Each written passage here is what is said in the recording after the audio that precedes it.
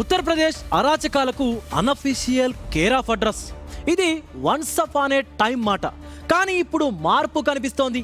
Criminals కు చుక్కలు చూపించేలా తమ తడాకా చూపిస్తున్నారు యూపీ కాకీలు. రుద్రాపూర్ ఏరియాలో కాకీల శివతాండవం ఇప్పుడు సోషల్ మీడియాలో ఓ రేంజ్లో చక్కర్లు కొడుతోంది. అది మామూలు ట్రీట్మెంట్ కాదు గురు.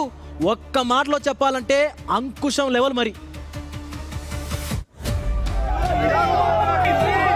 కొట్టు ఇంకా కొట్టు, సాలకు నహి చోడ్న ఆరెక్ మారో అనటమే కాదు, కాకీల కళ్ళెదుటే దంచి కొట్టారు. చితకబారు జనమే కాదు, పోలీసోళ్లు కూడా గడ్డం గాడి మక్కిలిరిగేలా లాఠీలను జుళిపించారు. వద్దు మామ, కాల్ముక్త కాక వదిలేశారు అని ఎంత ప్రాధేయపడినా సరే కాకీల కోపం కంట్రోల్ కాలేదు. గల్లా పట్టి నడి రోడ్డుపై ఈడ్చుకెళ్లారు. ఠానాలో చేయాల్సిన మర్యాదల్ని నడి రోడ్డుపైనే చేశారిలా. మాకే మస్కా కొడతారా మాదాపూర్ అని పోలీసోళ్లు. ఇట్టాంటి చెడబుట్టిన కొడుకుల్ని ఎన్కౌంటర్ చేయాల్సిందేనని జనం ఆ ఇద్దరిని పిచ్చి కొట్టుడు కొట్టారు, ఉతికి పారేశారు. ఈ సీన్ జరిగింది యూపీలోని కొత్వాలీలో. ఇటు జనం అటు పోలీసులు ఆ ఇద్దరి బద్మాష్గాళ్లకు మధ్యాహ్నం మద్దెల దరువులా కోటింగ్ పడింది. ఈ చిచోరగాళ్లు మహా డేంజర్ గాళ్లు. వీళ్ల నిర్వాకం తెలిస్తే కొట్టుడు తన్నుడు కాదు, కోసి కారం పెట్టినా తప్పు లేదన్నట్టుగా ఎవ్వరికైనా నెత్తురు కుత కుత ఉడుకుడు ఖాయం.